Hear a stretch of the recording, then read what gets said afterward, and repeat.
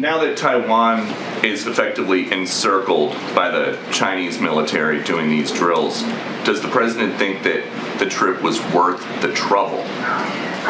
Look, I already said this, and I'll just repeat it to you. There's no reason for Beijing to turn this visit, which is consistent with longstanding U.S. policy. There's a Chinese official who says the U.S. must pay the price for its own mistake, and we mean what we say. When the Chinese threaten the U.S., does the president take them seriously?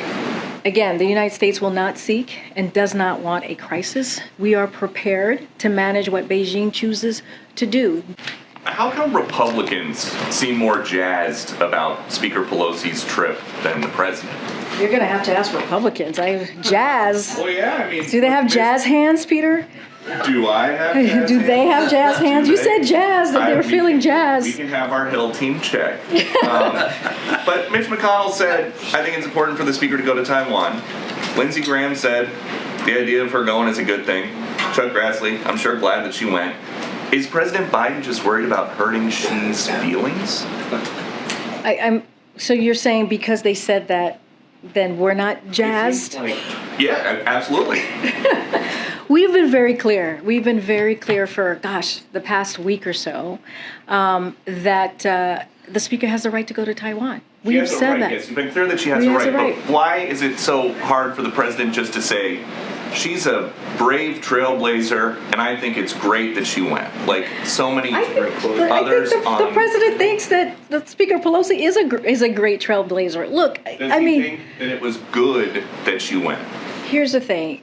What we are saying is that we cannot dictate, and we will not dictate, where members of Congress go. Members of Congress, let me finish. When they go, he doesn't dictate it, they go.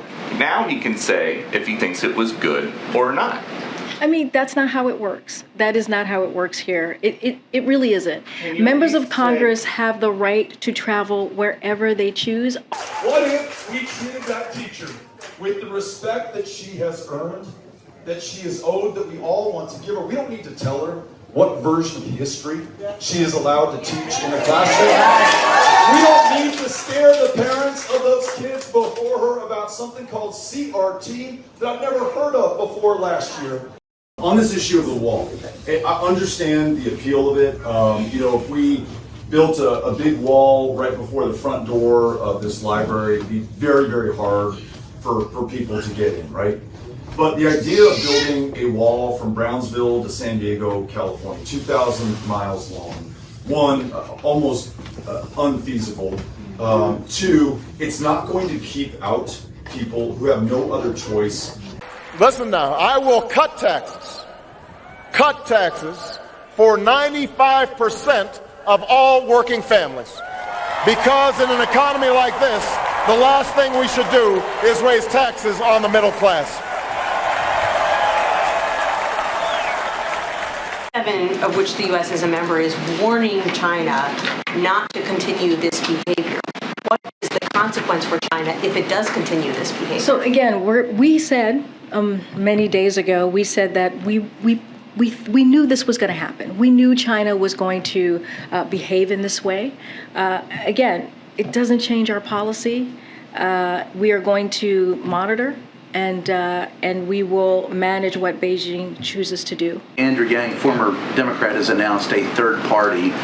Any reaction from this White House about the viability of a third party with Andrew Yang at the head of it? As you know, and I say this often, I cannot speak to politics from here.